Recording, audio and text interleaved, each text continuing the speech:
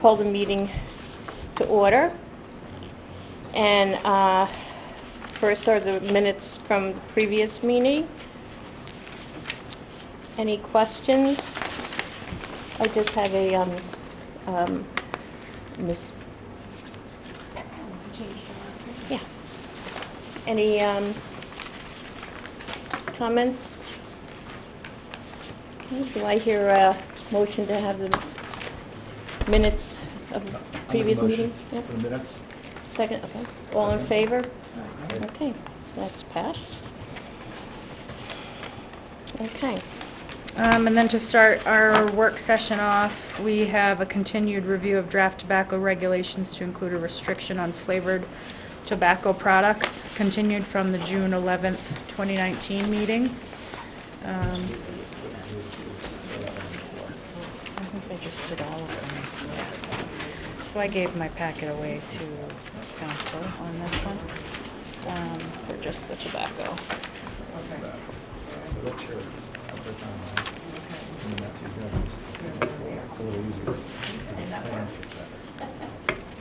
I read everything, now I can't find it. So it's labeled 4A in your packets, and yeah, draft on the front. What I did was take out the highlighting of the parts that you all agreed you were in agreement with last month, and we can run through all of them again, just so you are aware of them again.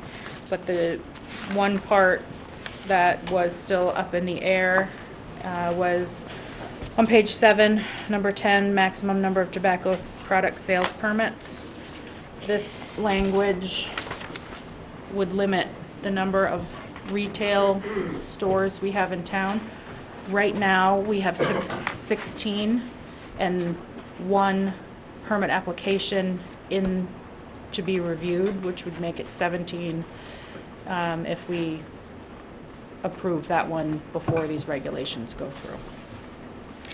So what that does is it limits them to 16, and if someone's permit lapses or they choose not to renew it, that number, you can either reduce it again, or you can only allow that 16 total.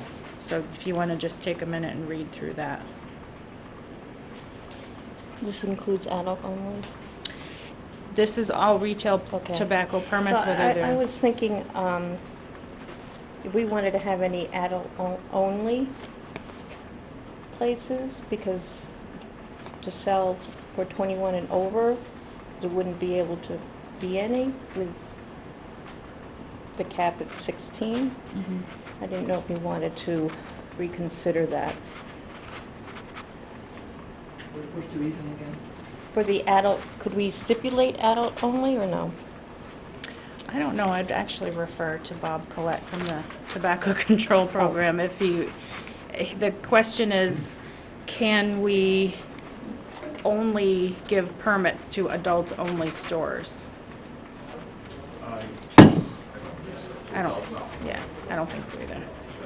I'm sorry, Cheryl Sabara from the Massachusetts Association of Health Boards. What some municipalities have done is done a cap within a cap. So you would cap the number of retail tobacco stores, and then you could have a sub-cap which would cap how many of those stores could be adult-only stores. So there are some municipalities that have begun to do that. Okay. So in other words, if you have 16, you could designate 5 of those or 4 of those, whatever number you decide on as adult-only. Okay.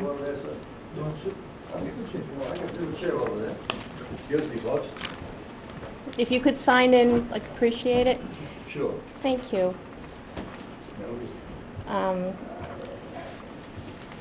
Is that something you might consider? Yeah. So at that point, we already have 17 if you would include the adult one here. Mm-hmm. So We have already. one adult one, is that what it is? We have one application. An application for an adult-only tobacco store. So if you're going to include that within this 16, then somebody else falls off. So you would have to, No, that would be 17. that would be You bump it 17. up. Right, so we would change it to Change it 17. that. I guess one of my questions is,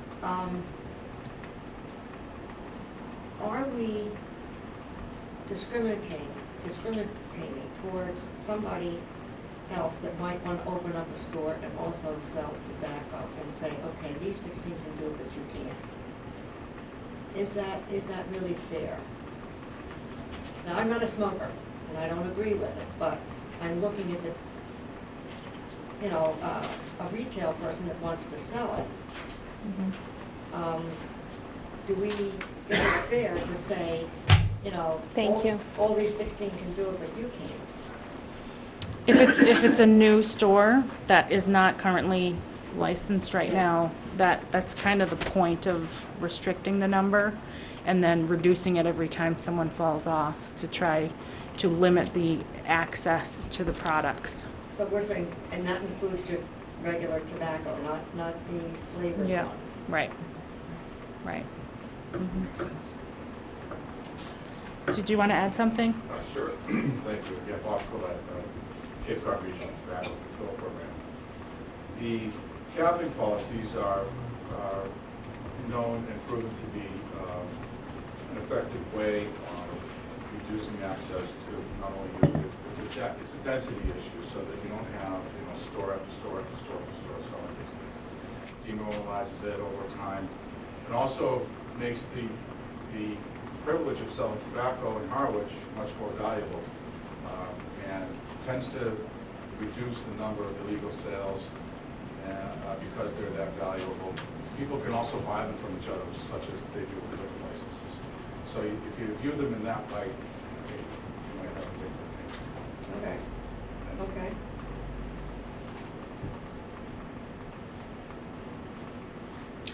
So back to the point. Expand it to have an adult-only store or two. I was thinking if there's one now, maybe one more or something. You gotta have two, I think, Yeah. to make it fair, so one person doesn't have a monopoly at least. Okay. And then cap the number that are already in business as a corralled unit. I think is reasonable. And then as retailers don't renew or give up their Mhm. licenses It's an and open don't bid, sell yeah. them, do you want to keep shortening the list? That's B. Reduced by the number of permits not renewed. So you're John says yes. so you're continually Okay. reducing Yeah, access. because we can always approach it if something happens down the road, right? Okay. Oh, You always have the option of revising your regulations, but if you're not sure right now, Do we want to make a minimum? Go with 16 with a minimum of 5, whatever. They're not gonna be dropping off like flies, because No, we just they're heard not. that they're, right? now their licenses are extremely valuable, because you can't get a 18th or 19th, so they're gonna sell them to each other. That's gonna be permitted, I assume, Mm-hmm. so. yeah. I mean, I think the only thing that we're capping is having another retail store go into another strip mall, or, there's only so many retail stores, building another retail store. I think that capping it is a good idea. And if they gave it up, they give it up. Mm-hmm. And someone Or else could somebody could apply. sell it, yeah. Or they could sell it to somebody else, yeah. Okay. So take out the bold part. I think they should be able to sell it. They may want to get out of the business. It might not be as profitable as it used to be. I Should think they be able to sell it, or should it be forfeited back to the board, and the board then gives it to the next person in line? well, I think they should be able to sell it, Okay. because they That's worked what, hard to get it. that's what it's been in the past. I mean, I don't know. With liquor licenses, you mean? No, Yeah. this, just, Well, in the past, anyone. just go get another You one. could just, right, we could have 30. Anybody could ask for a tobacco oh, so sales they didn't permit. necessarily have to, yeah, okay. They I didn't- think that they should, that we're working into their long-established livelihood, trying to, you know, listen to the number of people that have concerns about the product and so forth, but financially hurting them, I don't think that it should go back to a pool and the next guy on the list. And They should be able to sell it. I think it's below us to manage all that, to tell you the truth. It's a lot of work to manage that. And I would say that we're constricting their growth, and I'm for the cap, not the deletion.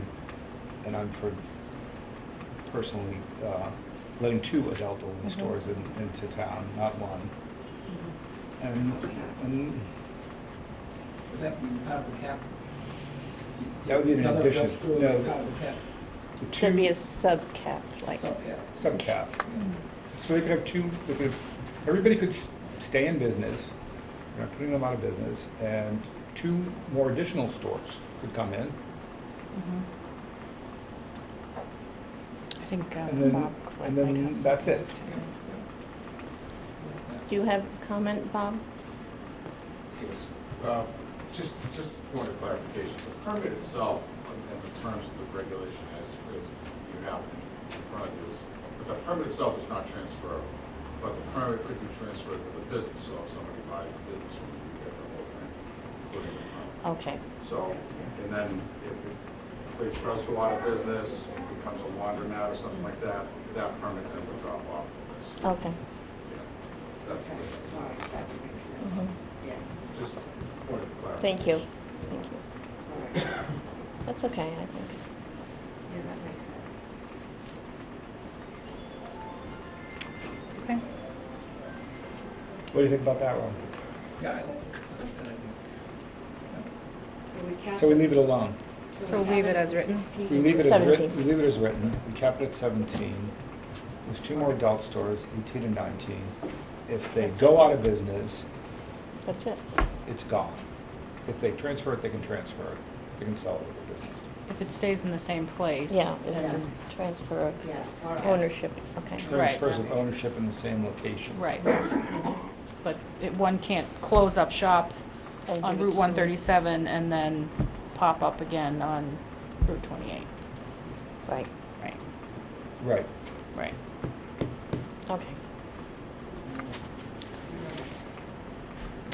And then the second half of that, number 10, is on page 8, where it talks about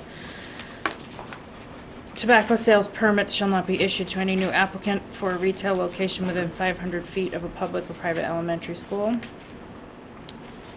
And shall not be issued to any new applicant for a retail location within 500 feet of a retailer with a valid tobacco sales permit measured by a straight line from the nearest point of the property line. This may affect the application that we have in front of us tonight, where one tobacco retailer is on the end of a strip mall and they're proposing to go in another unit within the same strip mall. I shouldn't call it a strip mall, it's the 400 Plaza. I don't know if it's 500 feet or not. So just before you say yes, sure, that's no problem, just think about that. You mean from charter school?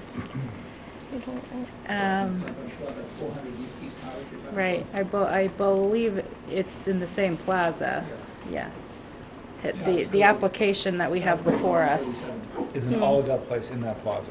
There it might hasn't be. opened yet, they have just put their application in, Right. but it's within the same plaza. So it's Right. not across the street, it's not down the road, it's 400 East, the liquor store, this new proposed adult-only Oh, store. I thought it was a school, yeah, I see what you're saying. It might be, How was this number 500 arrived at? Was it just gas? We just don't want it too close to a school. It seems to me that That's it's the- short. Talking about, I mean, it kind of, It's a tenth of a mile. it sort of doesn't matter if you cap the number of new permits anyway. Where they are now is where they're going to be, and then they're not going to be allowed to have any more. I think we could leave that alone, the way it's written. We just don't want them next to a school. yeah, Okay. the There's 2 C in a- part, In a yeah. plaza, there's 2 in a plaza. Mm-hmm, One's a convenience store you buy milk at, the One's other's an a- all-adult place. okay. Doesn't seem too outlandish. But now, wait, so that would still mean that if the person, So you want to take that part out? You yeah, want to take that part out because we yeah, don't have, okay, good. Okay. it's such a small little town, there's not too many retail places. And I think there's a push to cap that Yeah. right now. So the last change that you hadn't touched on last month was the self-service displays. We right now have self-service displays are prohibited. That would remain unless it's in an adult-only retail store. So the only self-service displays that are permissible are displays that are located in a retail tobacco store that ensures that no person younger than 21 can enter. So that would allow a self-service display, unlocked humidors and whatnot, in retail stores. That are adult only. That are adult only, right? Right. We do not have to add that language. It's considered compromise language. It's up to you guys. Gone are the days when you could put a quarter in the vending machine and get out 3 votes and cigarettes. That's right. That's all I'm talking about.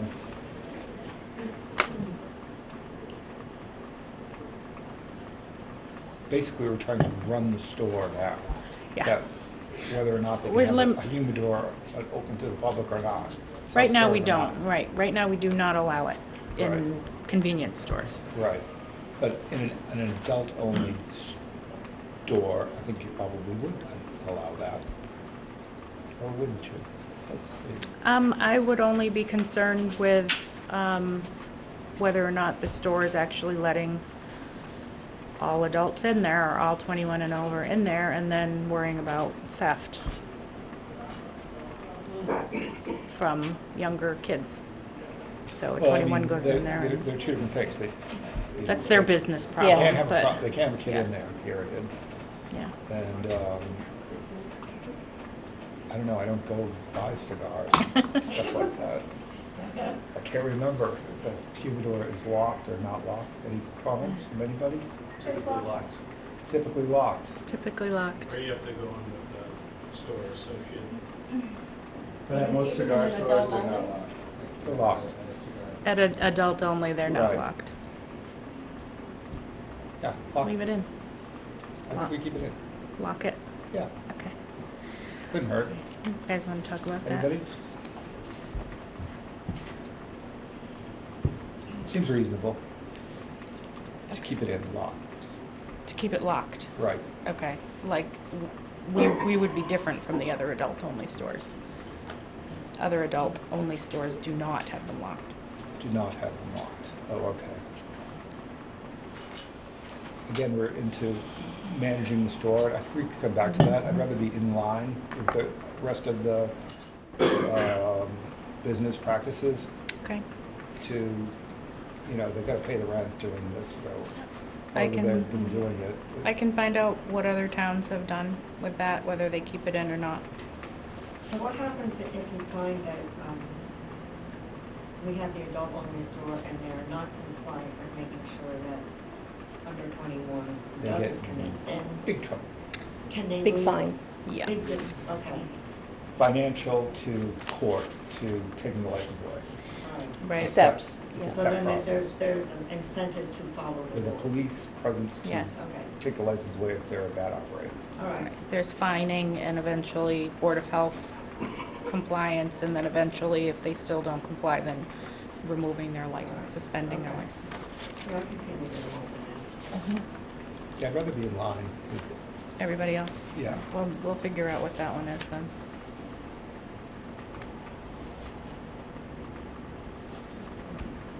Okay.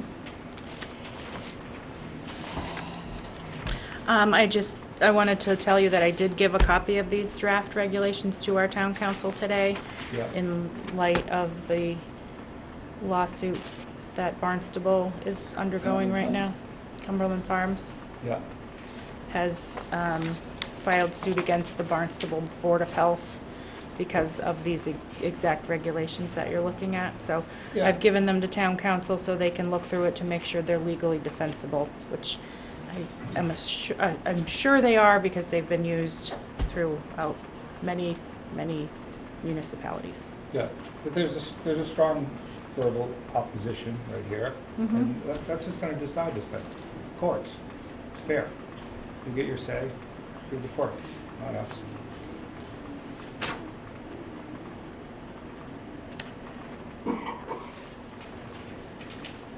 Yes? Are you allowing, like, any speakers tonight, or I know I came in late, I'm sorry. At one point we will. Are you done with that? No, I not think- yet. So we've looked at the drafts, I'll make sure that the yellow lines are gone and that all of our language is in there as far as, it says Harwich, and change the number to the tobacco permit sales. You can hear testimony tonight, you can hear public comments tonight. This is just the draft, you still need to vote to bring it to a public hearing. So once you talk about everything, you can either postpone it to another work session if you're not ready, or you can put it to a public hearing for votes. But either way, before it goes there, I will have some information from town council beforehand. Yeah, I think we should come with the final before we vote on it. Right, so Final it would be a draft. work here, Yeah. a work session. One more work session. Because people have to speak. We do one more work session, we'll include those things. It kind of And gets then- us through and the then we'll summer put to a too, vote. maybe. Mhm. That sounds fair, All right, fair, okay. Okay. all right, you can open it up if you want, a couple minutes Did you apiece. want to speak, say something? Anybody have comments they want to make? I did, You come up And- and and state your name, Have please. you signed in this? Hi. I'm in.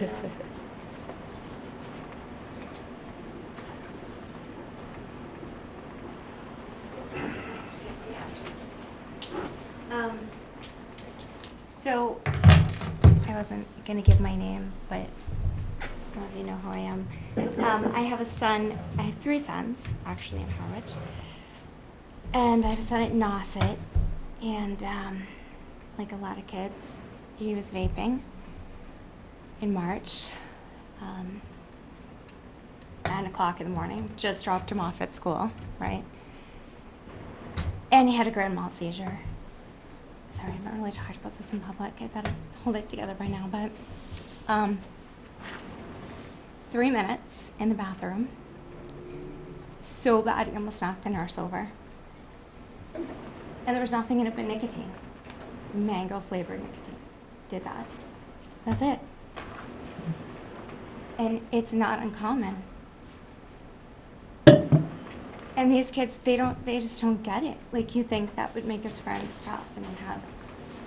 So, you know, I actually had surgery yesterday, and this was so important to me that I had to be here because we have to stop this. You know, he just really got out lucky. And there's gonna be more. There's gonna be a lot more.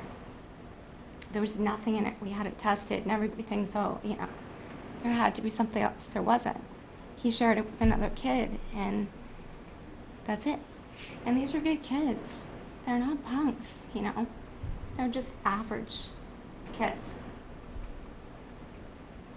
So, and I talked to some kids tonight. They were online, and they're in Barnstable, and I know Barnstable has stopped this. And he was saying they can't get it. They're having a really hard time. It's working. It's making a difference. So let there be lawsuits, and I know that'll probably be hard, but it is making a difference. So Thank you. Thank you for sharing that. I know it's hard. thanks.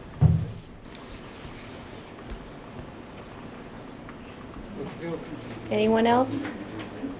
Yep, Wait, I have signed in. thank you. My name's Rob Bourne. I'm from the Harwich Public Market. Yep, And I believe since September 1st, 2018, we've been 21 in Harwich yes. legally. So for the last 22 months, the retail stores in this town have participated in not selling to people under 21. which is a little bit ahead of the state, since the state really just passed most of the regulation. You know, different towns went through it, but it's really only been like 7 months, realistically, for the whole state to adopt this new plan. But I can assure the board, the retailers in this town have been complying with the 21 for the last 15 months extra. And I think it's been a lot easier for the retailers because, like, for instance, the public market sells beer and wine, so it's been a lot easier to just say, hey, if you're not 21, get out of here. So I think that's been great for the retailer standpoint, just to broaden it. You can't get it here. I don't really believe it's fair that the retailer should be punished for some of these issues with the community and the school systems not being able to enforce the underage laws, because we're supplemented to the state laws and the laws of the town to not sell to underage kids. So kids vaping at high school, we're not selling to them. They're able to buy it online, Instagram, which we all know I don't have any control over, nor does the board. They're able to buy it on Instagram or wherever they can get it. They can use an app called Venmo to just send the people the money via the iPhone or Samsung, whatever device you feel like using. That's not in my control.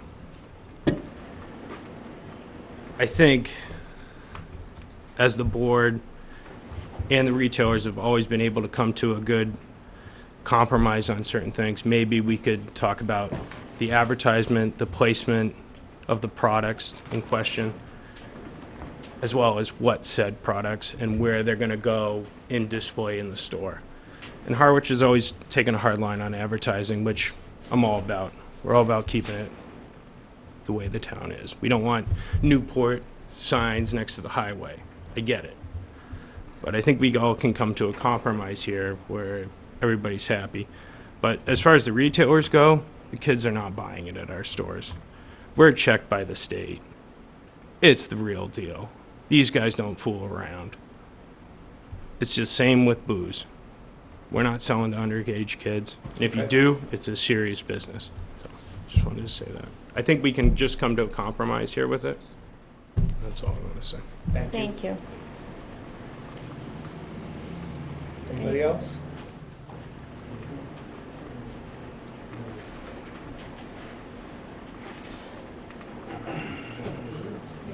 Yes, please. Good evening. Thank you for having me. My name is Cheryl Sabara. I am the Director of Policy and Law for the Massachusetts Association of Health Boards, and I provide technical assistance and legal education to boards of health in Massachusetts. I actually just came from Barnstable, and I can give you a little update, if you'd like it, on the litigation that's pending. Cumberland Farms has sued not only Barnstable, but 5 other municipalities, including Swampscott, Walpole, Framingham, Sharon, and Barnstable. I think those are the 5. There is also another law firm who has also sued Barnstable. That law firm is Fletcher Tilton, and they have sued several municipalities as well. What they are suing on is the regulation, and I'm not sure what Harwich's proposed regulation is, but it's the regulation that that restricts the sale of all flavored tobacco products, including mint, menthol, and wintergreen, to adult-only retail establishments. So far, Somerville also has been sued by just by the Fletcher Tilton clients. What has happened is, in all of the lawsuits that have been heard so far, they've been heard on motions for temporary restraining orders and motions for preliminary injunctions.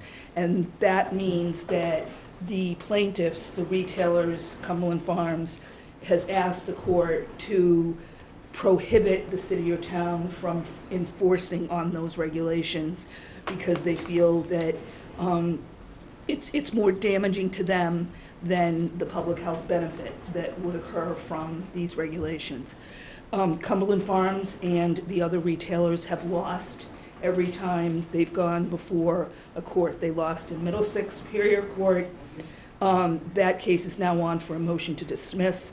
They lost in Essex Superior Court, and there will be a hearing in Barnstable on Thursday. So the retailers have been denied a motion for either a temporary restraining order or a preliminary injunction on the grounds that there is not a reasonable likelihood of success on the merits of the case. So that's where they are right now. I'd like to address the advertising issue, if I may.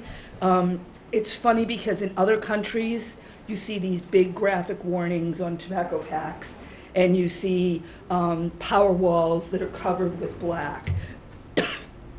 In the United States, we have a First Amendment right to free speech, and that includes, excuse me, free commercial speech. So the industry has a constitutional First Amendment right to advertise their product. So that's why we really don't go down the advertising route in the United States. What we are concerned about, though, is the marketing of these products in convenience stores. That's what the real issue is. We know that retailers are doing their best, in most cases, not to sell tobacco to anyone under the minimum legal sales age. However, the compliance data that you get from the FDA and even the data that you get from Bob Collette and his program is not reflective of what kids in Massachusetts say. Kids in Massachusetts report that a third of them are able to buy their products in convenience stores. That's what they report. That's in addition to the social sources, the kids that are older than 21 that buy them for their younger siblings. So when you're looking, and that's what kids are reporting, and I would respectfully suggest that some retailers, and I'm not saying anyone in this room, but we have known retailers that are familiar with kids, specific kids. We've known them to sell the products. That's what kids report to us. So that's from a 2017 Massachusetts Youth Risk Survey that is reported by Massachusetts kids. So we're not talking about a 2% sales rate here. We're talking about almost a 33% sales rates to the kids, and then whatever the additional amount is that social sources are supplying them. So I'm not claiming, I just think when you look at compliance rates, you have to look at them for what they are. It's a snapshot. Can I interrupt for just a second? Sure. We're under a time constraint. Okay, I'm So I sorry. want you to hit the highlights of it. Okay, if you wouldn't mind. I think I'll stop because I hit enough. No, I don't want you to stop. Oh, no, but okay. I'd just like The you to other keep thing that I in would just mind. say is that sales on the internet, we hear that a lot too. Actually, it's the adult flavored tobacco consumer. 70% of those flavored e-cigarette adult vapors are getting them either from adult-only stores or the internet. And that, I can give you the citation for that as well. All the attorneys general are really cracking down on internet sales for kids, and it's getting harder and harder for them to get them online. Thank you. Thanks. Thank you. Anybody else? Okay.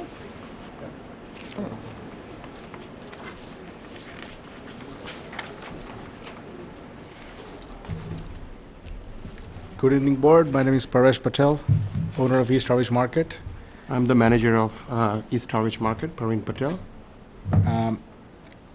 Last time we spoke about it, basically I'm going to say the same thing. We are concerned about youth smoking. What you're trying to do is doesn't have any effect on youth smoking. If anyone can prove me that we are the source, then I'll shut down my store tomorrow selling tobacco. No problem at all. The previous speaker mentioned that 1/3 of the kids survey mentioned that they are buying it from the convenience store. Prove that to me. We have FDA data that proves that the Harwich FDA compliance rate is 90+%. Even Mr. Bob Collette does the bond-stable compliance rate. I don't know how percentage-wise, but it's almost over there. So if you wanted to listen to the kids' survey, they don't have, the reason they're probably saying they bought it from the store because they don't want to mention my older brother bought it, or my father got it for me, or I sent my friend to the store. If you ask underage or youth, where you got the jewel from, what are you going to say? I got it from the store. That's the easiest answer. Do you have anything you can back that up? No, you don't, because that's not true. We work in the store. We knows. We don't sell it to minor. We're not there to sell it to minor. The only issue we have here is that you penalizing us for no reason. We are not the bad guy. We are out there to policing the kid. We are the one who tell the kids that you are not eligible to buy it. We're not gonna sell it to you. If you take that away from us, who's gonna be doing it? I don't think you have a enforcement who can do all that stuff. The town doesn't do it, the police department doesn't do it. Once you stop us selling those tobacco product, the menthol, mint, and whatever, they're gonna get it from somewhere.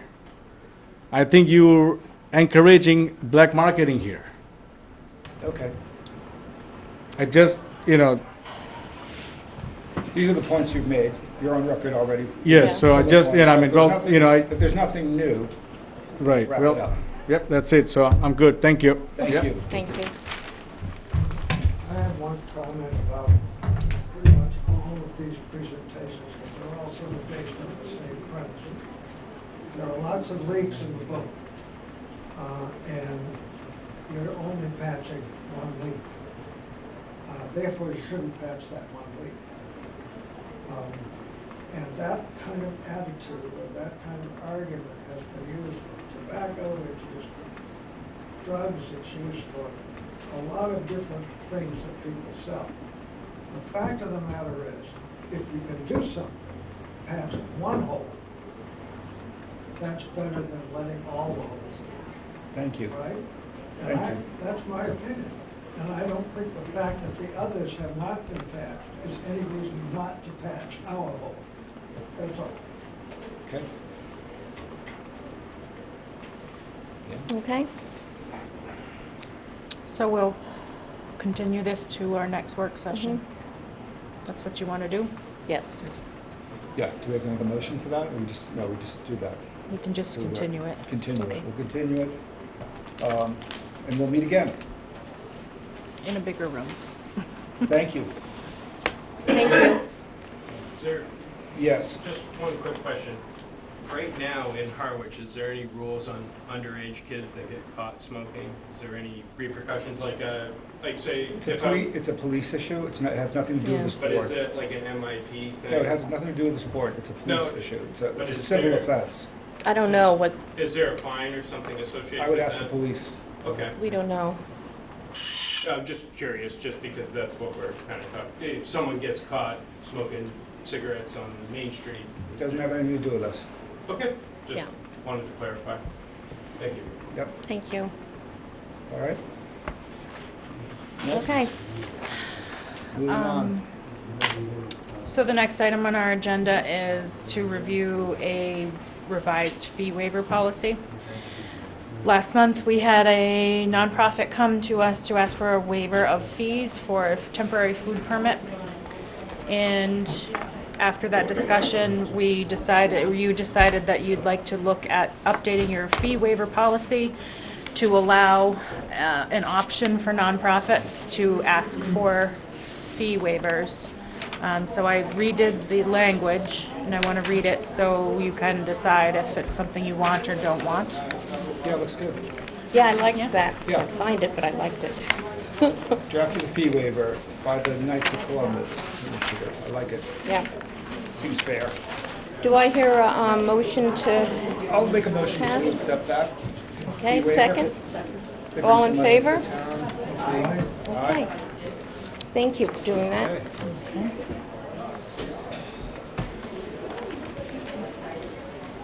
Clickety clack, down the track. Next. So the next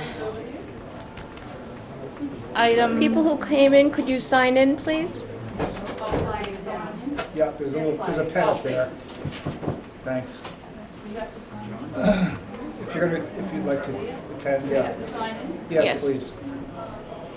You can take these out of order and see if you want to do the variances first, if you want to do that. And do the dog thing last. It's up to you. Or just do the dog Do the thing. variances first and do the dog thing last? Yeah, let's hear from the dog thing. Everybody's here for the dog thing. Let's get the dog thing. Okay. Do it now? Yeah, do it Okay, now.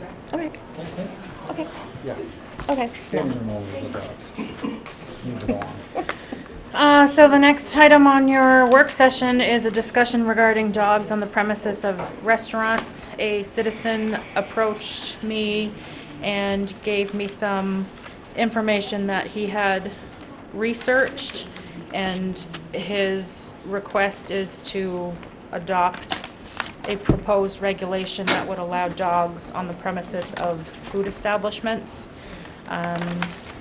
I wanted to get a feel from the board before we went forward with actually looking at any regulations.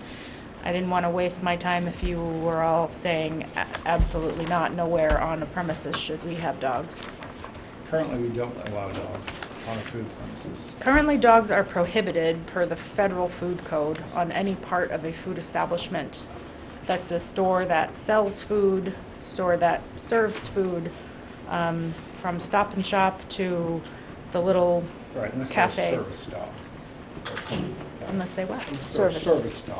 Unless it's a CNI service dog, right, Not and a service dogs have a specific definition, Yeah. You right. can't just bring your dog. Not a to- therapy to dog the or an super emotional. Stop and Shop. Right. Anybody that's been to the stall in the last few weeks knows that that has been honored in the breach. Right, I've seen probably a dozen dogs right, on the stroll in the food establishment. right. Right. That's why we're here. That's why we're here. doing That's why this. we're here. So I wanted to get a discussion going with you all before we spent any time on any regulations, because if you're not interested in going forward with this, then I'm not going to waste my time researching regulations. All right, let me ask you a question. When I read this, I got the impression this was talking about outside versus inside. Right. The physical facility of a food establishment is the contiguous land or property under control of the permit holder. So that is the inside and outside of the premises. Okay, so is this asking for an exception and allowing it outside? Is that what this is about? Right. Right. Okay. Is this They want to legalize having dogs at a restaurant, Outside, outside. yes. I can take my dog on a leash, we're at a cafe outside.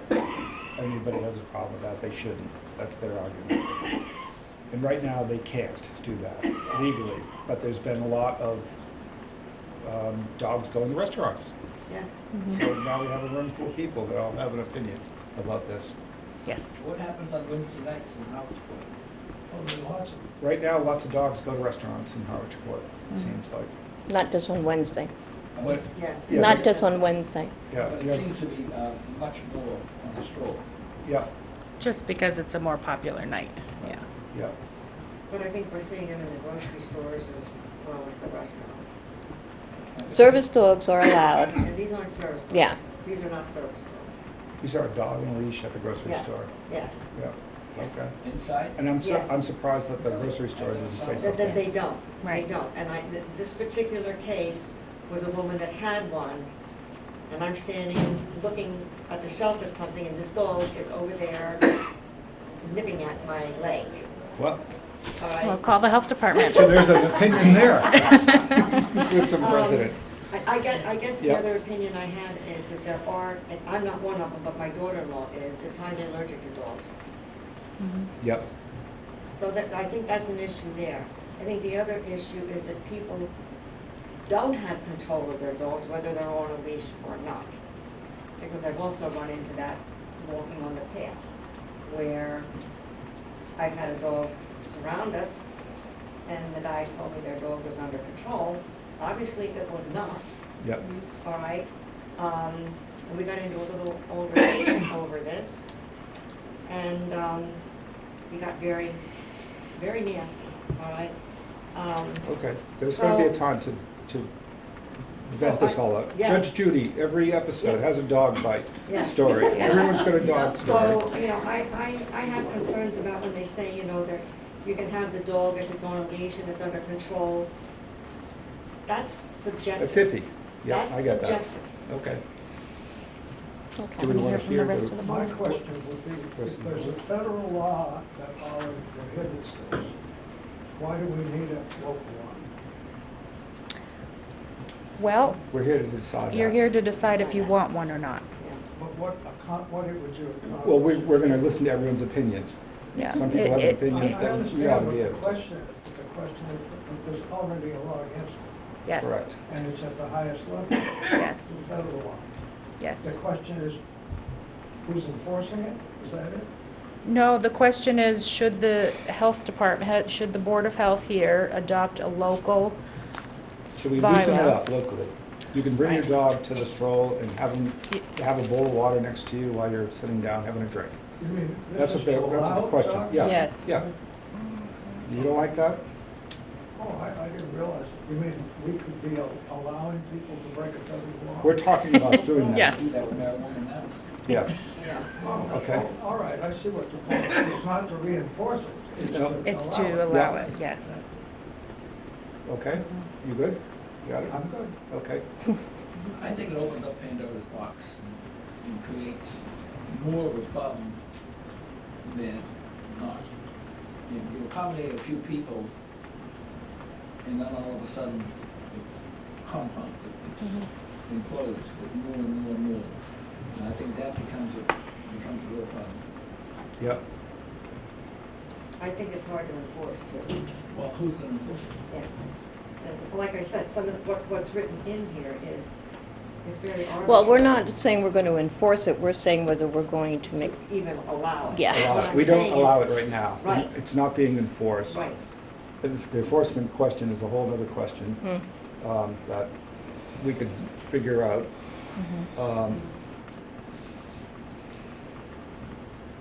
That's all I'm saying. Moving on. I have concerns with the sanity of the summer where the pet dogs are known to drool and saliva and, okay, you can pick up the poop, but you can't pick up the pee. Those are my concerns. So Wanna we take open it? up to public? We open it up to the public. Anyone want to make a comment? This is my petition. I'm the one that brought this forward. Okay. So, it's got a few comments. I'm Walter Mason, live at 76 Miles Street in Harwichport. I was here to request an adoption of a regulation, whether that's even possible or not, I'm not sure. But what is allowed is a variance. It's stated in federal law and Massachusetts regulations, and a variance can be applied for, from the food establishments, and it can be granted. And that's the way Provincetown went. They didn't do a regulation, they did a variance. So that I sent you in your packages, you can see all the restaurants they applied for variances. So what happened was, sometime between the early 2000s and mid-2000s, the federal changed the food code, and they put that one paragraph in there that said, animals are prohibited from where food is served, okay? Wasn't in there before. So after that date, currently 9 states have adopted their own regulations allowing it, which you can do, because the Fed says they can do that. Since Massachusetts adopts the federal law, and you guys adopted the Massachusetts sanitary code, that animals are not allowed. But it's not enforced, that's the thing, right? So you're talking about enforcement of the law. No, it's not enforced, the law that's there now, unless somebody complains. So you have some places complaining, other ones that, are doing it. So if I go for ice cream at the DQ, any of the ice cream shops, you can't have dogs there. Go to the Cranberry Festival in the fall, go to where food is served at the snack shacks and all that stuff. You can't have dogs there, but they're there. They're everywhere. At least by doing some sort of regulation or a variance, you can put the rules in there, the reason why you would want it. Like, they have to clean up any messes that are there.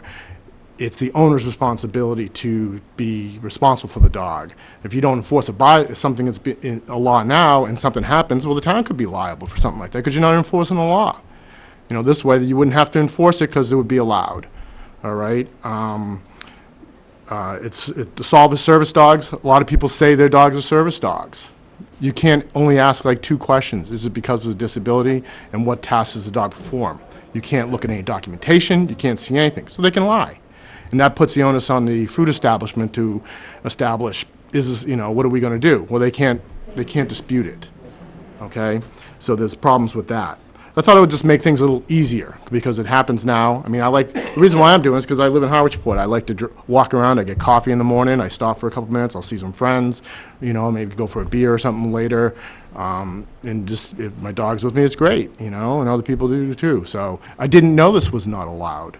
It didn't even come up until, you know, the place I go to was complained against, and all of a sudden you can't bring them. I'm like, you got to be kidding me. But I looked into it, and it is a law, and it's just, you know, it's not something that's enforced, which I understand why. It'd be kind of hard to do. So, you know, I sent some information about the state laws I saw on the Michigan State survey and stuff like that. I thought it might help. So maybe a discussion of this going forward would be good. Get some better ideas. Thank you. Okay, thank Huh? you. If I Sure, could you're welcome. just say something. This law is enforced. We do enforce this law. We only have 2.5 agents. Well, sorry, just petitions, over 150 signatures. Thank you. We only have, Mr. Mason, sure. Mr. Mason, Because- before you leave, Oh, sure. can you tell us one way in which relaxing the regulation would improve the public health? Public health. Public health, that's what we're all for. Well, you'd have rules in place to make sure the dog, if they go into these, no, I'm telling you. Listen, No. my question is, can you tell me one way that what you recommend would improve the public If the health? dog goes to the bathroom, it has to be cleaned up and sanitized and bleached. And it's not being done now. If it's in there and nobody complains about it, the dog's in there, yes, that's right. And you're telling me that this Its onus is on the owner of the establishment. would improve the people's ability to clean up their pet? They'd be forced to, sure. They're Who's under a going law. to enforce it? It's the same way as much as it's Who's enforced going to now. enforce it, please? The restaurant owner's gonna enforce it. Okay, that's all What I do you want to enforce? know. So enforcement, this is a state and federal law. I do enforce this law when I am aware of it. My inspectors go out and do inspections if they see dogs there. It's written up as a violation. I've never seen a dog in a restaurant during an inspection or when I've been out in town. So I don't want you to think that this is happening all over the It's town. happening all over, but only at a certain time. Yeah. Right. So it is enforced. It's difficult because this happens after hours, and I try not to go out to places in town after hours, so. That's just my 2 cents. I wonder if it would be of any use if we could talk to the feds about getting us deputized. They go out. Okay. Okay, any Okay. other comments from the public? Yeah, if you don't mind, I'm gonna be late for dinner and my dog will be upset. Yeah. Robert Baranya, I live in Country Meadows here, this is the center of town. I'm a dog owner, and my dog is a service dog. He's very well controlled, as most people who own dogs will tell you that the dog is well controlled. I've been in numerous restaurants here in Harwich that have allowed their dog to come into the exterior area. I would bring my dog into a restaurant even if he is a service dog. I also believe that if you're going to restrict dogs, you must restrict all pets. And there are people who claim their cat is a service cat. You know what that is. Right? It's a load of something. But the fact of the matter is that there are very few restaurants in Harwich that have outdoor seating. Seldom do you see dogs in those places. Particularly in Harwich Port, for example, there's a coffee shop. And you will frequently find early in the morning that people are out for their morning walk with the dog, and they go in and get a cup of coffee. The dog sits there very patiently, gets a scratch on the head, maybe a treat, and they leave. Right? These dogs are not causing public health issues, folks. They have no even if you do have 2 inspectors, of constantly controlling the situation with dogs, nor any other pet. Now, in all due respect to you all, you're not gonna go out and patrol the streets of Harwich to see whether or not a dog has snuck into somebody's outdoor restaurant. Several years ago, we had a restaurant in Harwichport that had 2 picnic tables outside. The former health director stopped them from serving food in those seats because she claimed that people could reach over the fence that was separating the tables from the sidewalk and they could take food out of people's plates. Well, a dog could have done the same thing. What interests me is that we currently have a restaurant in Harwichport that has seating on the sidewalk and they serve food there. When did the rule change? Do we equally support and enforce all the way through the town? So it's the same way with dogs or any animal. We have an individual in town that owns a parrot. And I've seen that individual in a restaurant outdoors with his parrot on his shoulder. Do we enforce anything? No, because the federal law doesn't prohibit parrots. Yes, it does. Yes, it Good, does. perfect. So we're not enforcing the rule. We My don't point know. is, dogs, for the most sake, are calm and loving animals. And most people that own dogs that would take them to an outdoor restaurant have good control of them. Right? If the dog is registered as a service dog, the manager or owner of the restaurant has the right to ask the individual who's brought the dog there whether or not that dog provides a service to any of the individuals in the party. If the answer is yes, the discussion stops. Now, why is he a service dog to you? It doesn't matter. He's registered, I've got identification, he's a service dog. So what are we gonna do about that? Are we gonna prevent me from bringing my service dog to any of these places? Good luck. I have the same question for you, sir. Sure, In what way would relaxing this regulation improve the public health? I don't believe it harms the public That's health. not my question. That's my answer. It In doesn't other words, harm. it does not improve the public health. No. Okay, that's all I want to know. We're not talking about service dogs. You're talking about dogs, ma'am. I just Service used- dogs we're not talking I use about. service dogs as a reference, that's all it is, Okay. okay? Okay, thank you. Thank you. Anybody else wants? Now I'm gonna go eat my dinner. Don't forget to feed the dog. Well, he gets first. He eats first. Hi, I'm Jake Domos, manager of the Port Restaurant. I live on 8 Paddock Drive in Harwich, born and raised here. Own a dog, my family's always owned dogs, and we would love to have dogs at our restaurant. Like, we have an outdoor space, we turn people down all the time because we're not allowed to have dogs. So just letting you know that we support having dogs 100%. Thank you. Yep. Thank you. Anyone else? Marta Fate, just moved to Harwichport, but I've been here on the Cape forever. I think one of the problems is this word enforcing. So I think there's the law that says you can't have the dogs. There's a lot of dogs that, although you say you're enforcing, you don't actually show up when the dogs are there. So people that are lax about the law and let the dogs in skate by. And the rest of us who are trying to keep the dogs out and enforce the law are actually hindered because the people with the dogs don't come to this place. They all go to that place where they're not required to leave. It's sort of an enforcing issue. Thank you. Anyone else?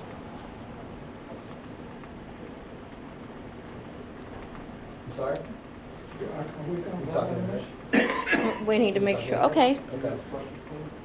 Yeah, you're talking. You're looking at it, talking about it, just asking Are we ready to vote? Is You guys need to decide if you want to move forward with looking at dog outside cafe regulations. that- I have a simple motion if you're ready for it. Here. I move that we allow the federal regulation to stand as stated. so no change.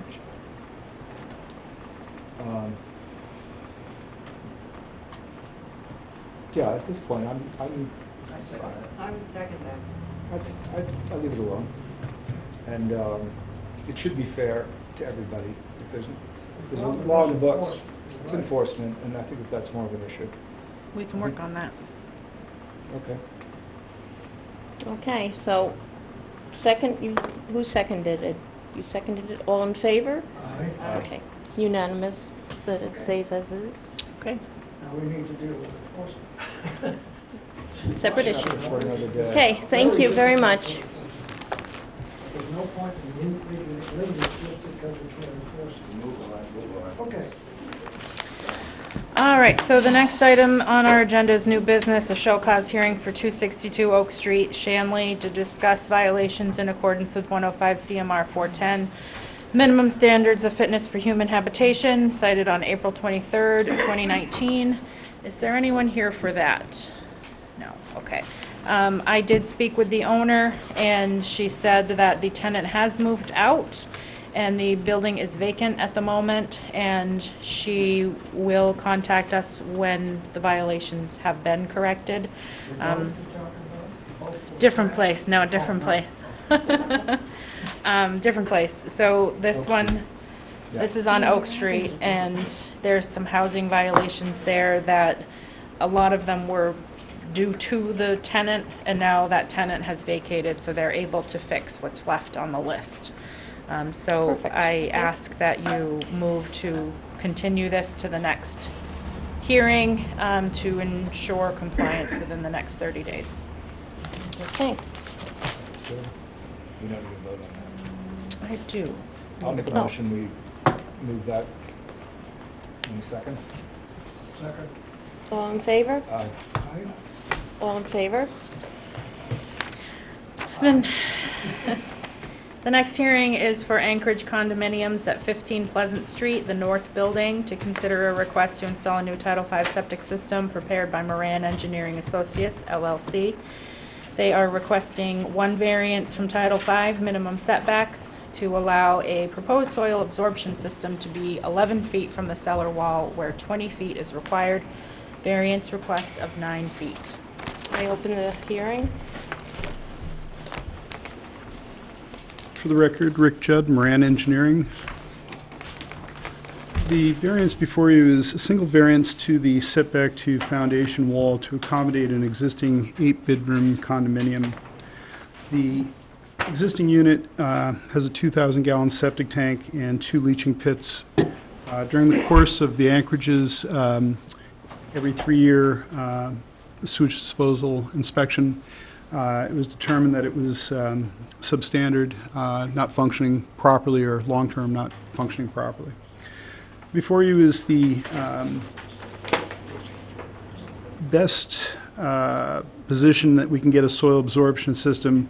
As you can see, we're boxed in a number of different areas here. The catch basins that are depicted in the northwest, northeast, and easterly quadrant, with the 25-foot radius around them, coupled with where the sideline setback and the condominium itself is located, gives us a very limited footprint to deploy any kind of leaching area.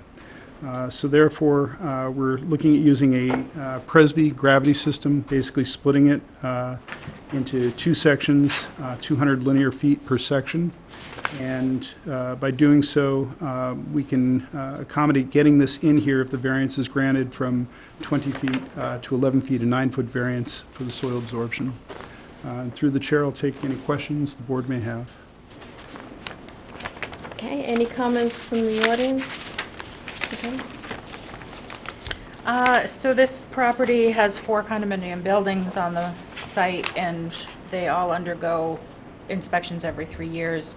This one failed this year, so we're proposing an upgrade. It is a much better system than what's currently there, and Moran Engineering's done a really great job fitting something in with as few variances as possible. I recommend approval of the variance with the condition that The north building is restricted to a maximum of 8 bedrooms, no increase in square footage or habitable space without further review by the board. The variances and conditions are to be recorded at the Registry of Deeds, and that the system is to be inspected every 3 years. And through the chair, before you go to vote concurrently, although it's not a variance request, I just want to piggyback on the extension for installation, if I could. Oh, If the help, we can work on that. okay, thank you. It was not a variance request, it was just a timing request. I move that the health director's recommendations be adopted. Second? Second. All in favor? Aye. Okay. All set. Thank you so very much. much.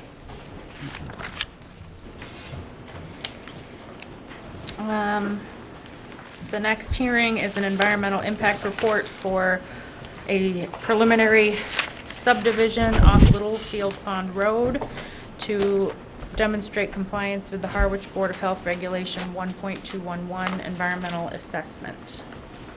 Okay, I open the hearing. Thanks.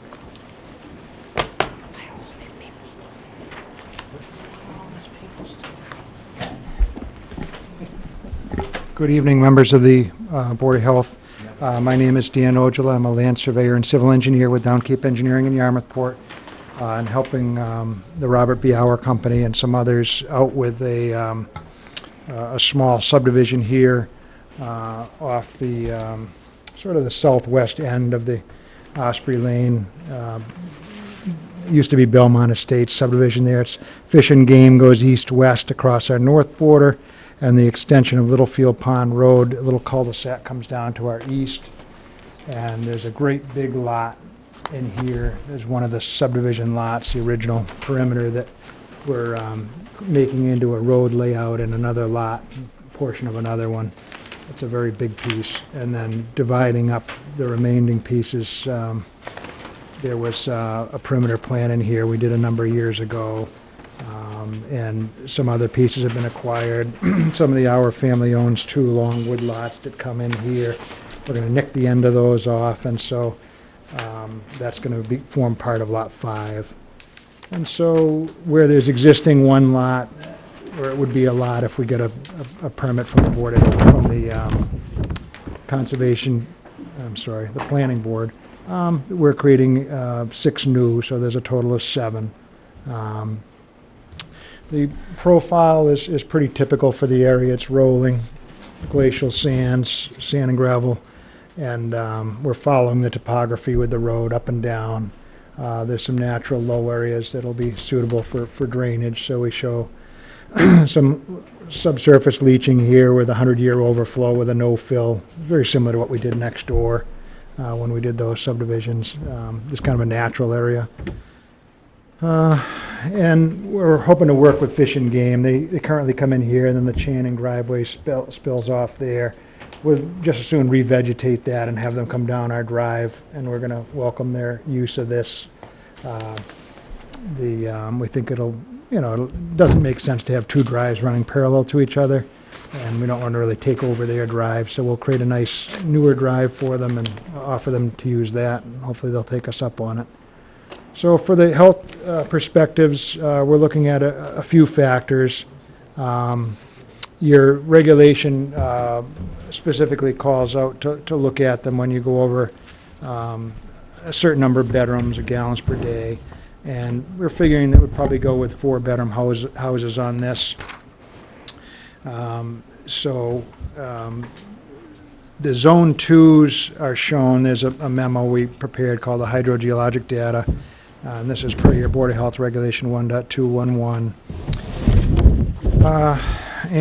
The zone 2 is, you always look to see, if we're in a zone of contribution to a public well. So one of the first documents there shows that indeed we are. The majority of the subdivision is in a zone of contribution to one of the Dennis wells over on the west. If it's zone 2 conditions, pumping full capacity, 180 days without rain, you'd be pulling from this area over towards those Dennis wells.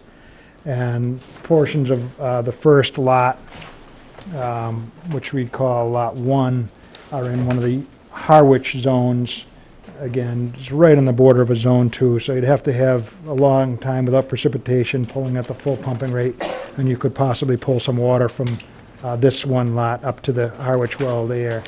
The groundwater flow is generally due south in this area. The contours are shown. There's a nice 2-foot hydrogeologic contour map that's available. The USGS did groundwater or ground penetrating radar studies and zapped the groundwater in the area, and it's very, 2-foot contours. I interpolated to 1-foot contours just to get you a little bit better accuracy here, and using the pond elevations you can figure out what they are, but it's 27, 28, 29, so it's basically due south in this area of the subdivision. That's important because you'll look at phosphorus. If it was going north towards one of these ponds, you might, concern yourselves with some phosphorus removal. But here, where it's heading south, it's a long way before you have any concerns with that. The septic should be high and dry. I don't see any reason for any variances. Again, another map showing a bigger picture. It's not in the Pleasant Bay watershed, which is, of course, a concern in your regulation with nitrogen loading. It heads south. The mapping is it's kind of split between whether it would go into the Dennis system or the Harwich system, but this one is mapped. The consensus seems to be that it's heading towards a west reservoir, that Herring River big system down here. And the red lines are 10-year time of travel, so we're way outside the 10-year time of travel to that west reservoir. So it'll be a long, long time before the groundwater gets there, but eventually it would hit that reservoir and then head down into that system south to the open water. So the good news is we're in a zone, so we're going to be restricted to 1 bedroom per 10,000 square foot anyway, so that tends to tread fairly lightly. And I would note that there's, to the north, we've done I think it was a 50-lot subdivision that was recently preserved just over the line into Brewster. And there's Fish and Game, which in all likelihood will be a big chunk of land that's preserved for a long time there to the northwest. And, they're generous-sized lots, 63,000 on some of them, 40,000 on others, 41,000 on others. The smallest being just over the 40,000 minimum. But that's all good enough for 4 bedrooms. So we based our nitrogen calculations based on 4 bedrooms and all the lot sizes. It treads fairly lightly from an environmental perspective. Where the last page, I think, is the nitrogen calcs. We come out with about a 5.3 part per million average with the Cape Cod Commission formula. So it's a very reasonable. Drinking water's 10. They like to see 5. You're very close to the 5. Soil testing, we've done a lot of test holes in the area. Never had any. There's no ledge, obviously, a couple hundred feet down to bedrock, and we hit no groundwater here down to about 46, 47, and there's about 3 feet of top and sub, and then you break into a medium coarse sand, very consistent for the area of Harwich that we're in. We haven't really had any problems with soils in this area. Those test holes were here, and the subdivision is here. So this comes in as a preliminary plan. You don't have to file a preliminary plan with the residential subdivision to do the commercial subdivision, but we find it's a good thing to do. Get it in front of the boards. The Board of Health will look at it. Would appreciate if you can make a recommendation to the planning board that it looks reasonable from your perspective. With 1 bedroom per 10,000. We think it's a reasonable number. We're not in the more sensitive watershed to the east. Again, it's outside of the 10-year time of travel to the west reservoir, to the south, and there is a good amount of open space to our north and east. So we think it'll be a good division. There's no wetlands mapped on or within 100 feet. We'll double check everything when we do the final definitive plan.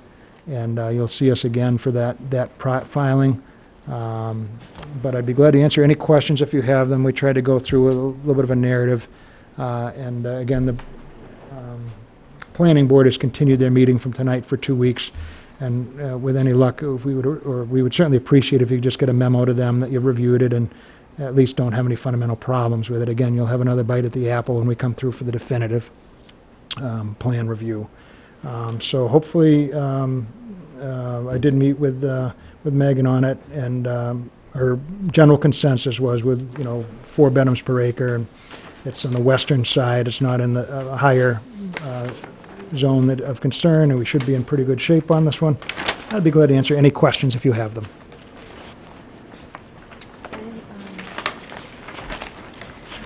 Any comments from the public? Megan? Comment from the public? Yes. My name's Margaret Gray. I have bought about 5 of those lots on the other side of the electric easement to the horse farm. We're surrounded by little farms, 3 horse farms, agricultural, vegetarian. You're south of lot 5? I'm south along the electric easement. You're on the other side of the There. easement. And I actually have got about 700 feet of the lots that are proposed on the easement, on the electric easement, those lots. I'm right there. So she's this long, it's again like the ours have those long wood lots. She's got a long wood lot to the south. Yeah. Okay. I just want to get on. I'm concerned about the Fill farms that in the with you. area. That's my main thing. We all use the old easement to move around with our horses and go onto the bridle trails. We all farm, a lot of farms, little farms in there. My farm teaches a lot of little kids to ride. It's a little equestrian center. We also has a farm at the other end. And we've already been cut off from the Punkhorn with all of these developments going in, which I'm not against development, I'm just against magnitude developments where it squeezes the farms out. So I'd just like to put that in. And I have maps showing how we about that. And when people buy a piece of land on the electric easement, they can't use it. So they own it, they pay taxes on it, and you can't actually put any permanent structures on it. So, but they can cut off the use of anyone going across it except the Eversource. So, and I had to jump through hoops to put a fence out there for a paddock. It's really tough, the little bit of land that they'll have to build on, and the rest of it being electric easement, was about 4 months long. That'll come across that easement. So I just want you to take into consideration the size of it all and how it's going to impact the use of all of those beautiful woods, the gun club, which is a great organization, and all the little farms that surround it. Because it'll put me out of business, probably. But that's okay. That's what happens. But, and I just hate to see it squeezed. How would it put you out of business? What do you mean well, by that? there's an easement across my property which will be used in the next phase of their development, which will come next. So, Not this. No, but it's a part of this too because of the easement that comes right up about some things. So Yeah. that's just, like it. Yeah. What I would try to say to that is that would be very happy to work, if there's a horse trail that cuts across, we can relocate it if we need to, or let it stay there. It's, no one minds the horses, it's a nice amenity to have in the neighborhood. On the other one there, we tried to, put the houses where the paths weren't, so they could stay there. It's not used as much as it was, but as far as I know, would never block one off. Welcome to just putter along there. The easement here to the south, we're not planning on utilizing. They had originally thought maybe they'd come up and use these from the south, but this seems to be a better way to get to this land from the northeast. So as far as I know, we'll never use that easement. So is that where she is? Yeah, there's a little easement. See, off the end of this subdivision, they retained a little easement up into this land, thinking that perhaps they would run a road up here someday. We're simply not going to use that. So, I don't want to promise forever, but sure doesn't look like we'll ever use it to me. They've never spoken once about ever using it, and my design doesn't use it, and it would basically cut it off if we you have this house here, you know, there wouldn't be, and if there's a house on 6, there's just no reason for it. We've got good access the other way, so why come up from the south and go through that whole neighborhood? Simply help you a not little something. bit? That eases my mind quite a lot. Okay. Yeah. And this is one other thing I did want to bring up was that when that easement was put in, LaBelle, the builder, originally developed that Derby Lane development there. And Heritage Estates Homeowners Association, I believe, the town made him leave a 50-foot green space all the way around. It's fabulous. It's just had a development with a protective trees and everything, and I was just wondering if the town might consider that that's really It's through the planning further board. developments. It's through the planning board. That's the planning board's Okay. jurisdiction, sorry. Prerogative, yeah. So this yeah. is gonna go to them next, and as it works through. So, A lot of, your thing down, so I can see yeah, it. oh, yeah, sure. So you're gonna go to the planning board. Go to the planning board for the And you meeting, want yeah. to bring that up, and they can Yeah. consider that, but we Yeah. can't, it's really not in our preview. And what I would say to that is those lots are smaller, and then you have the open space around them. And so this is what we call a grid subdivision, where you have the full acre-sized lots. So that's the trade-off. Although what we did do with the Fish and Game and Littlefield was put little reserve strips around the outside that the homeowners association can protect. And so we might look at that as just a way to help buffer, you know. Did you catch that? Okay. Anybody else want to talk? Oh, I'm sorry, yes. Yeah, I just have a couple of concerns. I'm a resident in Fish and Game, not opposed to development, but 2 concerns which I have, which are going to come up in planning. And the first concern is the traffic coming down Fish and Game into the gun club. It's now going to become a asphalt road. Cars at the moment do not stop, even though there's stop signs. It's now a neighbourhood with lots of young kids running around, and I can just see one day there's going to be an accident. Although the proposed road is going to be slightly offset, it would be nice if it could be offset even more, so that people physically have to stop. The gun club, when they have their meetings and events, there is car after car after car after car after car coming out. A lot of people do not stop. Another concern I have is all the development and the increased noise that's been happening at the gun club over the winter months, where the outdoor ranges have increased tremendously. The noise levels have increased tremendously.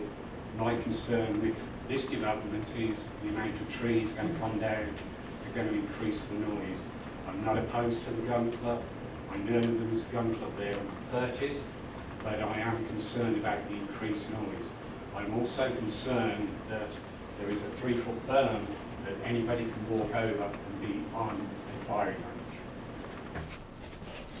range. Those are my concerns as a resident. Yeah, no, good That's our points. concern. You get his name. Could you state your name? Yeah, Richard and Doris D'Ambrosio. We're at 13 Littlefield Pond Road. Which is lot 7. The new road is going to abut our property. Okay. All right. We are not against development. We moved there knowing that the gun club was there. We hear the shooting. You eventually don't hear it, but as the last speaker said, it's gotten louder since they put in a new area. They put these giant cement blocks in there. And Brewster owns the gun club, right? No, it goes into Harwich, yeah. Harwich owns it? mostly Harwich, yeah. Okay. They own a some in Brewster. Yes, In sir. other words, it does, this area sticks into Brewster. It's some registered land that they acquired in a trade with Copolis years ago. Yes, sir. I'm a partial Oh, owner. excuse me. Hold on. I'd like to finish it. Finish. Oh, I'm sorry, I thought you were done. As a part of a quality of life, we would want to make sure that if this is done, that as many trees as possible would be left there to buffer the sound that does come through, and not just strip it all down and have it all wide open and everything. Because again, we are right where that road's going to be, and the gun club would be right behind us with the new houses there. And it can only benefit, I'm Doris D'Ambrosio, it can only benefit your subdivision because you're gonna be right there. I mean, it's, and we've talked to the Fish and Game, and they are trying to do everything they can. They're very cooperative, but a gun is a gun. And, I mean, they're there at 6 o'clock in the morning, they're there on Christmas, they're there on all holidays. So So as many that's trees gonna- that could be left there, yeah. our quality of life would be Right. preserved. But it'll also benefit your business more than anything. That's a very, very tough sell, and they're gonna be right next door to the gun club. And they have, once a month, they have their meetings and dinners and everything. Yeah, yeah, it's been there a long time. Yeah. And, yeah, they were here first, and, you know, we're definitely coming in second. But we hear you, and we can certainly work to minimize the tree. And for better or for worse, one of the original developers, Chris Keys, cut in a road here. It was the old Belmont Park Estates Road. Now all the little trees are growing up in that, so, Yes. I mean, we might just naturally let that infill in some areas, but those pine trees do come up pretty good, but there was, some of it was cleared already, but yeah, we can certainly work with you folks, and, you know, no one wants to look into the back of their neighbor, so generally the neighbors will get together and put some screening, and that can help too, just between neighbors. That's what I was gonna say. I have. What's your name, sir? Mark Giarusso, and Thank you. I would have the lots 1 and 2. Chris Orr approached me and he wanted to get this development in, and I said, yes, I'll work with you, but I want these 2 lots to protect the development that I already did for that reason, to keep as much trees. I don't build McMansions, just reasonable sized houses. So I was over there just today with Sam Speakman, one of my site guys. We have to work with the Fish and Game Club. The benefit would be they would have a paved road. Currently they have a dirt road, so there's noise, a lot of pickup trucks that drive through it.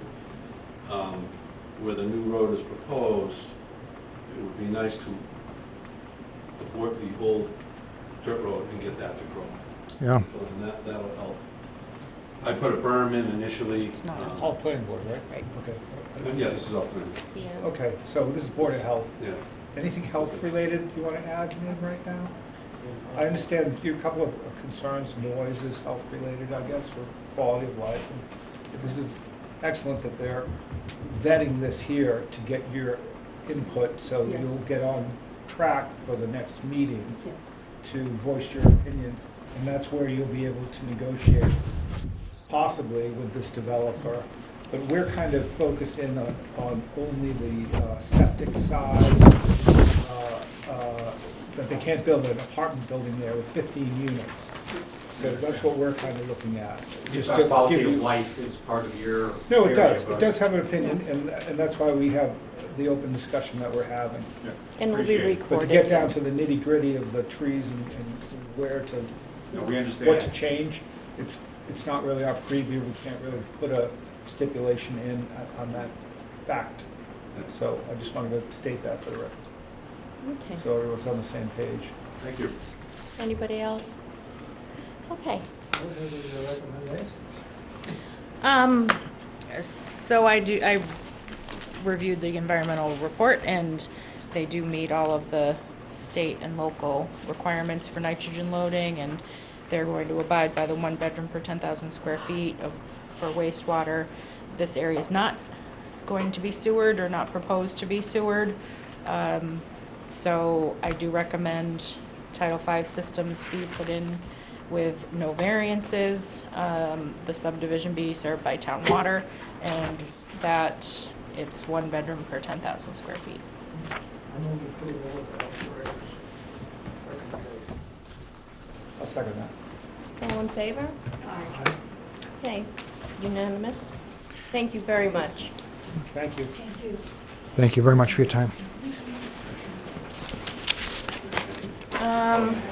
There's a few things in my report that I wanted to bring to your attention.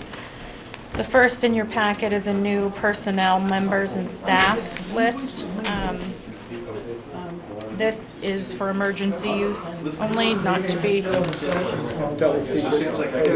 Excuse us. I'm sorry, could you talk outside? Thank you. Focus. could have used the gavel. Would have been fine. You could have used your gavel. Right. Come on, this is like your once. So this list is not to be circulated. It's just for your own use if you need to reach out to me or one of your board members about something. Don't give it to the Cape Cod Times. Okay. And then I wanted to let you know of a fish consumption advisory. I got a phone call from the Department of Public Health Bureau of Environmental Health. 2 ponds in Harwich. It is warm in here. Yeah. There's all those people. It was warm when we started. Mill Pond, which is on the edge of Brewster, and White Pond, which is on the edge of Dennis. Both have a fish consumption advisory from the state, and we did go out and assist with posting it for mercury levels, for elevated mercury. Really? Yes. I think if you get the thing from the Fish and Game for your license, they'll tell you don't eat the fish. Yeah. My husband had mercury Yeah. poisoning from eating fish. So it's a fish advisory recommending that children under 12, pregnant women, women that may become pregnant, and nursing mothers, so pretty much any female under the age of 50 should not be eating fish Not to worry about. out of these ponds because they have elevated mercury. And mercury is something that is in the environment and unfortunately gets deposited into our ponds through acid rain or the burning of fossil fuels and burning of trash and things like that. And it's not something that can be removed from the pond. It's just, it's there. We are now on the fish advisory list for the state, one of probably 150 ponds. Are those the only ones? In town. Yeah. There's okay. several on the Cape. the There's a only link ones to the list. But we've posted it on the access roads to the ponds, downstairs and on the Facebook page and on the town website. So we've done our advisory as best we can. It's going to be in the newspaper, that sort of thing. Other things going on in the department. We were able to purchase sunscreen dispensers for the beaches.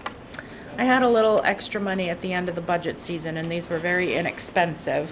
But the most expensive part is the actual sunscreen. So we got 4 dispensers, and I ordered a couple more for backups. And we've gotten them put at Bank Street Beach, Pleasant Street Beach, Red River Beach, and Brooks Pond? Long Pond. So those 4. Really? That's nice. Yeah. Which chemical? It's SPF 30. I can get you the ingredients list. Cinnamate? Is it cinnamate? It's the only one I worry about. No, that doesn't sound familiar. Yeah. So there's our phone number on it for when it gets empty. We'll go out and refill. That's great. The lifeguard stands, is that the idea? I thought about putting them on the lifeguard stands, but I talked to Eric Beebe, the recreation director, and he said they'd probably be used more if they were at the bathhouses. So as you come out washing your hands and you're able to apply the sunscreen there. So we'll see how often people use them based on how often I have to replace them. But if they're That's a not great getting idea, used, though. we'll try to move them to a different location. Just, they're white and orange so people can kind of see them and they say sunscreen on them. So it should encourage people to use some sunscreen. I thought it was a nice little Yeah. That's nice. program. Yeah. Contract 1 of Phase 2 was signed for the comprehensive wastewater management plan. We have a construction startup meeting in the next couple of weeks, so you will see Robert Auer around town starting to dig up the roads. It's pretty exciting that this is actually moving forward. We had our first wastewater project manager meeting. So Charlie Sumner, he may sound familiar because he was the town administrator for the town of Brewster for over 30 years. Great guy to work with. He got the contract to be the project manager for the wastewater project. So instead of me and Dan fielding all of the resident questions, he's doing it, so I think that's a great thing. And he's very personable and has a email set up and a phone number set up on the website so people can contact him directly, which is great. Semi-public beaches, we had a failure at Old Mill Point the last week in June. We require semi-public as well as public beaches to be tested weekly, if not monthly, for bacteria, bathing beach water quality, and Old Mill Point failed and had to close for a few days, but after 2 tide cycles, it did pass again. Something interesting that I believe I put in here is a guidance document on CBD products. I don't know if that got in here or not. You did. It's very interesting to the health agents because as you look through, Shaw's has CBD products on the shelf. The local convenience stores have CBD juice and gummies and all of this stuff. So the federal government did say that CBD is a drug used for medicine and therefore it can't be used in food products. So we're still on the what to do as far as enforcement goes. Does the local health department go and enforce this federal takeoff? Some people don't even know that changed. Right, right. So as a health agents group, we're trying to do it all at once, so we're not the bad guys. But we're hoping the state will provide some assistance on that. So They will. They will eventually. They will eventually. Speaking of tobacco sales violation, there's a violation at Fully Baked Smoke Shop. They sold a Juul pod to a 16-year-old girl. We issued them a fine. It has been paid. So when people say that, yeah, it happens. It does happen. And then there's some other information that you might be interested in.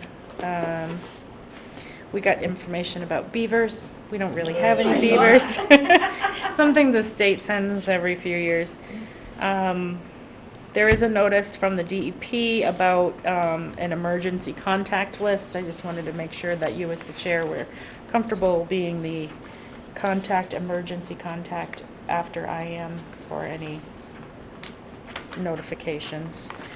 And then that's all I had for my report. And then the last thing on your agenda is permits. Permits. We do have that one new tobacco permit application that does not have an inspection yet because it's still in transition. It's still an empty, it's a vacant storefront right now. I think they want to get their application in before regulations are adopted. It is, like I said before, it's in the 400 East Plaza. The owners of the East Harwich Market have applied for an adult-only store as well. They're not planning on closing their store. They're adding another. It's the same store it is right now? No. No, it's next to the liquor store, where the hair salon was. Oh, yes. I'm assuming. that's what it Yes, is. it's in the Next to the corner. cleaners? Yeah. Yeah, I right think next to the so. cleaners. There's Yeah. a vacant spot That's the there. same people who own the variety store there? Yes. Yep. And they're They not want to put a what? adult-only smoke shop.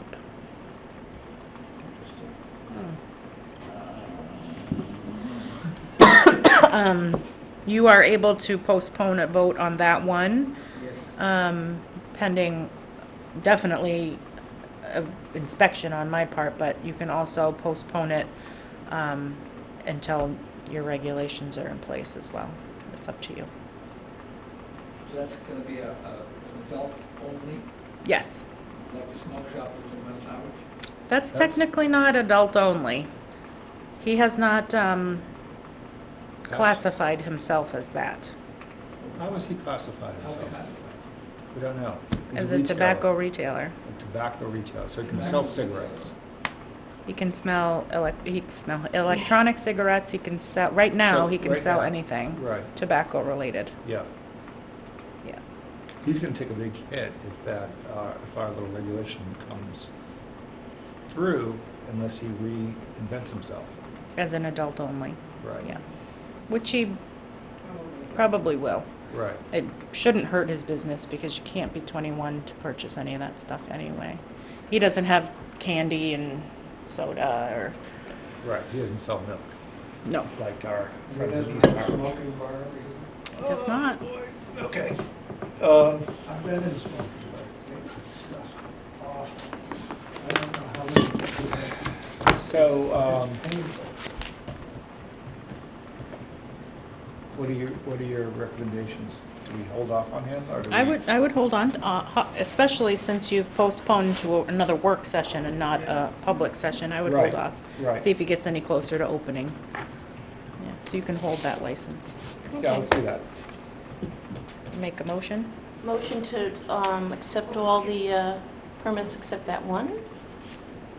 Second?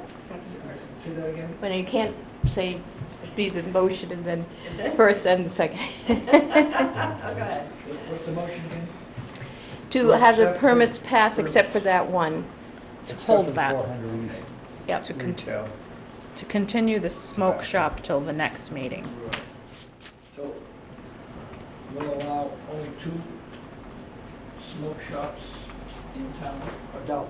Adult, yeah. Adult, well, that's, adult would have 21 and over, right? Right. So, in Harwich. In No, Harwich. no, no, them Right. stick their noses in the front door. Okay, so who's going to make the motion? thought you did. And- All right. To accept the Okay. application with the exception of the smoke shop at 400 East. I'll second that. Okay, all in favor? Aye. Okay. Anything else? I would just, going back to the dog thing, Yes. and you mentioned about maybe we need to start looking about enforcing some of this. Mm. Because I do see quite a few people coming into, mostly Stop and Shop, because I do both, Mm-hmm.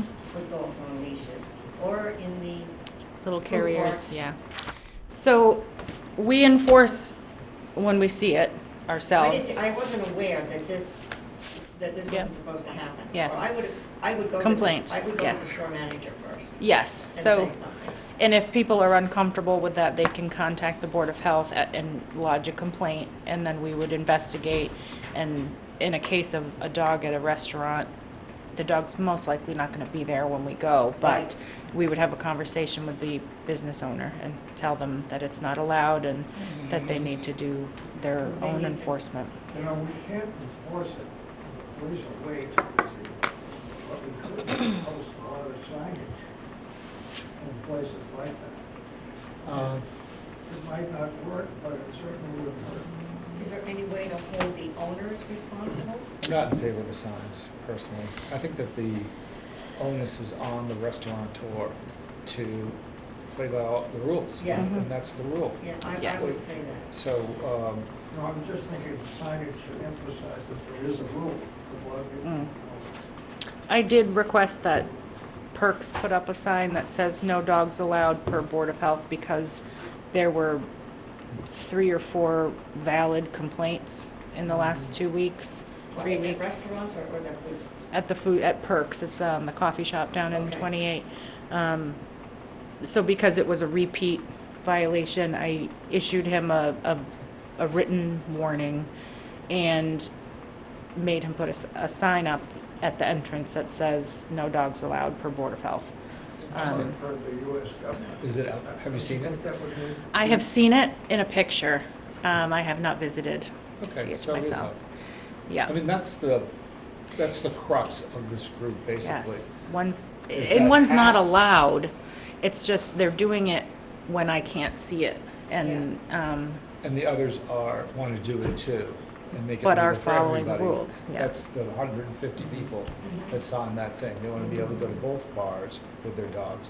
They can only go to one right now. but they really can't go to that one But they've been going to that But one. they have been, yes. Yeah, so the other restaurants have been more stringent, You have a, and they've been green kind of card laxed. on Oh, Just thank with you. the lay of the law. Yes, yeah. That's why I think they're making the restaurant or eating establishment owner responsible. That's how it currently stands. Yeah. Hmm. So, Can they be fined?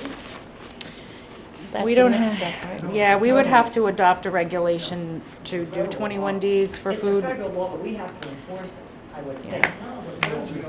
No, I enforce it. Yeah. no, it's local. We, the town, the Board of Health has adopted the federal food code, so we, So Would that be possible to actually arrest people? I'm not arresting anybody, but I can issue tickets. Okay. Yes. Give me a couple and I'll issue them. Yeah, you actually can as a Board of Health member. Really? Yes, I'm not giving you my ticket book, but you could. No. No, I'd be happy to. No, what you can document it and give it to me as a complaint. That's the only way I'm gonna be able to know about it is if people tell me. Like a picture. Take a picture. So, will you talk to the, let's say, the police department about this? Who actually cites these people? I do. But if I- they're not there, I use a Who else? picture. The police aren't going to. It's not a police power, no. That's why it just happens, because there really isn't any consequence to it. I can't take their food. That's exactly it. I can't take their food license for it. Yeah. Now, the picture has to show the dog and the owner, right? Not necessarily? No, and then the problem is that a service dog? Well, if it's a service dog, it's supposed to wear a halter that says service dog. Nope, not a requirement.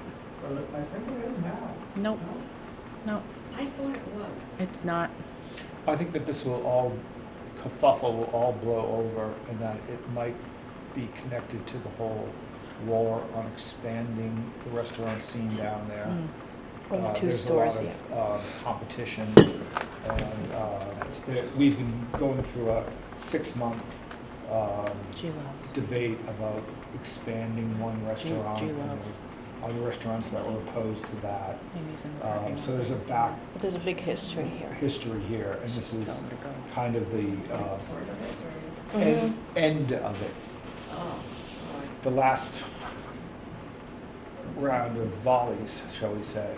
Okay. So there's some history to it, and